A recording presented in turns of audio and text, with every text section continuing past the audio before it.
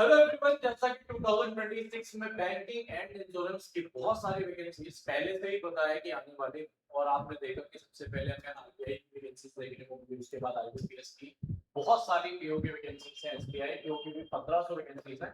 और यहाँ पर जो इंश्योरेंस कंपनी है उनकी भी वैकेंसीज की शुरुआत हो चुकी है। जो हमारी कंपनी है एनआईसीएल, जिसे हम नेशनल इंश्योरेंस कंपनी लिमिटेड कहते हैं, जिसने लास्ट ईयर की वैकेंसीज 500 निकाली थी, उसकी साइड से एक बार फिर यहाँ पर आपको 500 पोस्ट देखने को मिल रही है। और यहाँ पर ये जो पोस्ट है ये आपकी असिस्टेंट लेवल की देखने को मिल रही है। इसके बारे में हम सारी चीजें जानेंगे। सबसे पहले ऑनलाइन एप्लीकेशन अगर हम देखें तो आप 18 जुलाई से इसको फिल कर सकते थे, और जो लास्ट डेट है वो आपकी 7 अगस्त है, यानी 7 अगस्त का आप लास्ट डेट इसकी होने वाली है। इसका प्रीलिम्स एग्जाम 27 अगस्त का है, मेंस एग्जाम 30 अक्टूबर का है। मिनिमम जो एज लिमिट है वो 21 ईयर और मैक्सिमम आपकी इसकी एज 30 इयर्स है, जो आपकी 1 जुलाई 2026 से देखी जा रही है। उसके बाद अगर मैं इसमें ग्रेजुएशन की बात करूं तो ग्रेजुएशन के लिए सिर्फ और सिर्फ आपके पास एक डिग्री होना बहुत जरूरी है।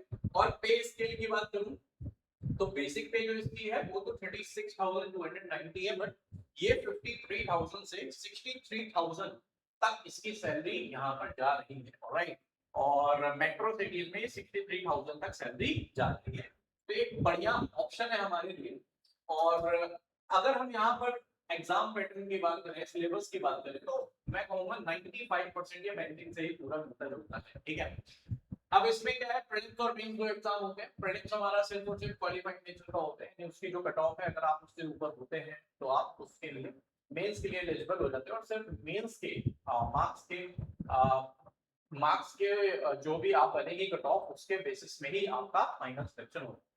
तो यहाँ पर प्रीलिम्स की बात करें तो 3 सब्जेक्ट है। सबसे पहले इंग्लिश, रीजनिंग और क्वांट है।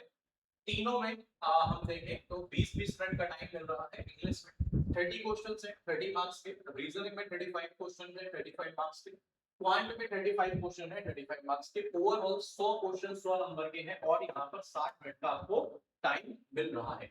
जैसे ही आप इसकी जो कट ऑफ है उसको क्लियर करते हैं, आप मेंस के लिए एलिजिबल हो जाते हैं। और मेंस के अगर हम देखें तो मेंस में सबसे पहले रीजनिंग के 40 क्वेश्चन 40 मार्क्स, जिसके लिए 30 मिनट्स है।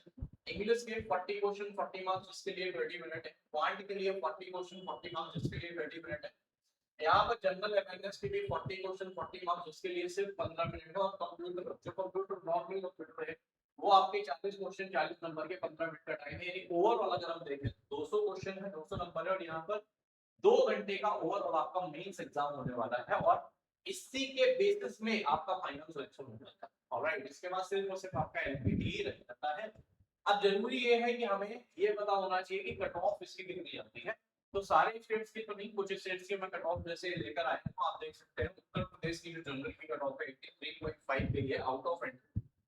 वेस्ट बंगाल की 87.25 है, उत्तराखंड की 82.75 है, त्रिपुरा की 85 है, आंध्र प्रदेश की 82। अच्छा, जो लोगों को ऐसा लगता है कि वर्क प्रेशर बहुत ज्यादा होता है बैंक में, वो इसको जरूर अप्लाई करते हैं, क्योंकि इसमें वर्क प्रेशर ना के बराबर आपका होगा। बहुत सारे ऐसे स्टूडेंट जो ऑलरेडी बैंक में सेलेक्ट हो चुके हैं वो भी एनआईसीएल का उनको जरूर फिल करते हैं। उसके बाद जब हम आते हैं मेंस की बात करते हैं, तो मेंस पे अगर हम कट ऑफ की बात करते हैं, मैं जनरल कैटेगरी बता रहा हूँ, बाकी आपके सामने यहाँ पर लिखी हुई है, आप देख सकते हैं।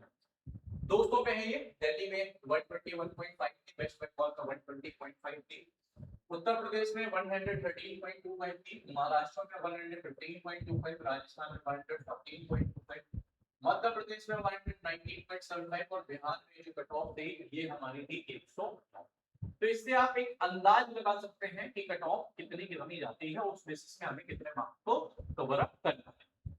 उसके बाद गाइस हम लोग यहाँ पर सिलेबस की बात करते हैं कि सिलेबस यहाँ पर हमारा क्या होने वाला है। सबसे पहले हम रीजनिंग के सिलेबस की बात करें तो आप देख सकते हैं लीनियर अरेंजमेंट है, फ्लोर पजल है, इक्विटी है, coding decoding, machine input output, data sufficiency, circular arrangement है।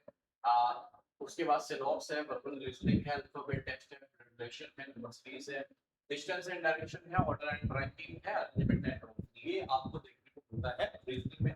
अगर हम यहाँ पर बात करें इंग्लिश की तो reading comprehension, parajumble, idioms and phrases, cloze filling up the blanks, spotting errors, sentence improvement, grammar, vocab, passage making, sentence forming, synonym, antonym, ये सारा का सारा आपको इंग्लिश का सिलेबस देखने को मिल जाता है। उसके बाद अगर हम आगे बढ़ते हैं और क्वांट के सिलेबस की बात करें तो सबसे पहले numbers based simplification, approximation, quadratic equation, data interpretation, जितनी भी तरह की average, ratio, percentage, problem on age, simple compound interest, profit loss, time, speed and distance, partnership, time work, mixture derivation, ऐसे टॉपिक्स आपको देखने को मिल जाते हैं। अगर हम जीए की बात करें तो मैक्सिमम करंट अफेयर ही देखने को मिलता है, बाकी स्टैटिक जीके, हिस्ट्री, मतलब मेनली स्ट्रेटजी और करंट अफेयर ही देखने को मिलता है। कंप्यूटर नॉर्मल ही देखने को मिलता है, ठीक है।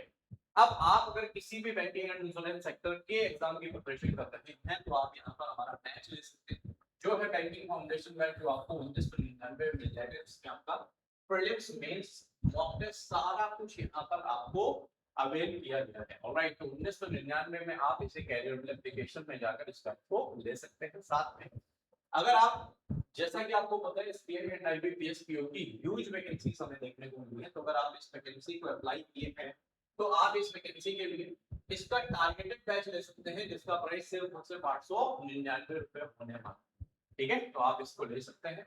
बाकी चैनल में नए हैं, चैनल को सब्सक्राइब जरूर कीजिएगा, और बाकी कोई भी अगर आपका क्वेश्चन है तो आप पूछ सकते हैं। Thank you so much.